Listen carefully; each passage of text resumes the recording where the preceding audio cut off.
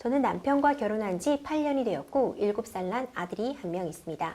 결혼하고 1년 정도 지난 후 남편은 사업 자금으로 고액의 대출을 받았고 그 많은 돈을 갚느라 지금까지도 힘든 시간을 보내고 있습니다. 그냥저냥 이어갔던 남편의 사업은 코로나 상황 이후로 더욱 어려워졌고 남편은 매일같이 술을 마시며 바람까지 폈는데요.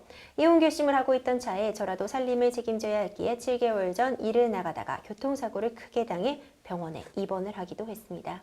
그때 꽤 많은 보험금을 받았고 지금은 퇴원한 지 얼마 안 됐는데요. 제가 궁금한 건 우선 아이를 제가 키울 수 있을지 그리고 재산 분할을 할 때 교통사고 보험금과 남편의 채무를 나눠야 하는지에 대한 건데요. 상담 부탁드려요. 이런 사연이 접수가 되었군요. 사연 변호사님 어떻게 보셨나요?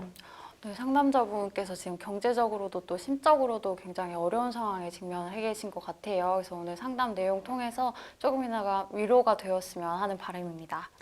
지금 사연자님의 경우에 남편분이 사업으로 인한 대출을 받으신 상태예요. 이때 이 사업으로 인한 대출에 대해서 이혼 시에 재산분할 대상이 되는지 이런 부분 궁금해하시는 분들 많거든요. 대출의 좀 구체적인 내용에 따라서 달라질 수 있는 부분인 것 같은데요.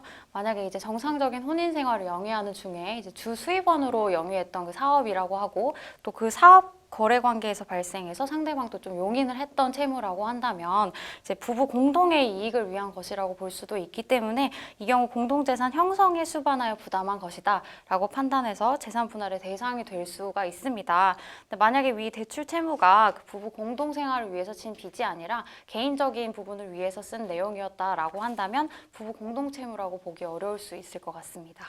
변호사님, 말씀해 주신 것처럼 채무의 성격, 종류에 따라서 달라질 수 있다고 정리해 주셨는데 그럼 아예 이거는 재산분할에서 고려되지 않는 부부 일방의 채무다라고 볼 수 있는 부분 얘 좀 더 들어주시면 편할 것 같거든요. 부부 이제 공동재산을 형성하고 유지하는 데 수반해서 부담하게 된 채무가 아니라 이제 개인적인 소비를 위해서 부담한 채무라면 이제 재산 분할에서 고려가 되지 않는데요. 구체적인 예로는 뭐 완전한 순수한 사업상의 채무라든지 뭐 도박상 채무라든지 이런 부분들을 예로 들 수 있을 것 같습니다. 그렇군요. 그렇다면은 교통사고 보험금 이건 재산분할 대상이 되나요?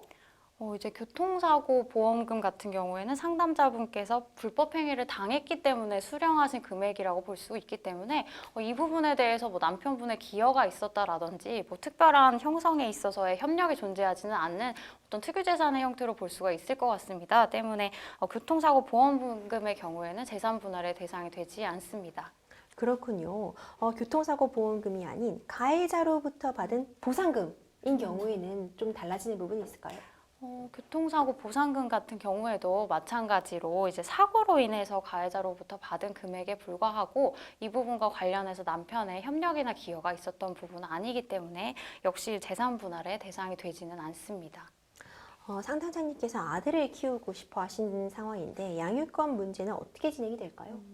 양육권자의 경우에는 누구와 이제 더 애착 형성이 잘 되어 있는지, 또 이혼 전까지 누가 아이를 양육했는지, 또 경제적인 부분은 어떤지 이런 부분들을 좀 종합적으로 고려를 하게 됩니다. 그래서 혼인 파탄의 사유나 유책에 대한 부분도 고려가 될 수 있기 때문에 관련 증거도 좀 제출하시면 좋을 것 같고, 이제 진행 중에는 아이와의 애착 관계라든지 이제 앞으로 어떻게 경제 생활을 해 나갈 것인지에 대한 부분, 또 보조 양육자의 존재는 어떠한지 등에 대해서 구체적으로 좀 주장을 하셔야 되지 않을까 싶습니다. 이혼 시 재산 분할 소송에 있어서 제 몫을 찾기 위해 유의할 점은 뭐가 있을까요? 재산 분할 대상과 기여도를 산정함에 있어서는 재산 형성의 경위, 또 유지에 대한 경위, 또 귀책 사유의 유무 등을 종합적으로 고려해서 판단하게 되는데요. 보다 유리한 결과를 얻기 위해서 혼인 기간 동안 재산의 유지와 형성에 어떻게 기여하셨는지 좀 더 치밀하고 세심하게 주장하고 입증하는 것이 필요하지 않을까 싶습니다. 변호사님 마지막으로 지금 고민이 많으신 우리 상담자님께 조언 한 말씀 좀 해주시면서 내용 좀 정리해 주시죠.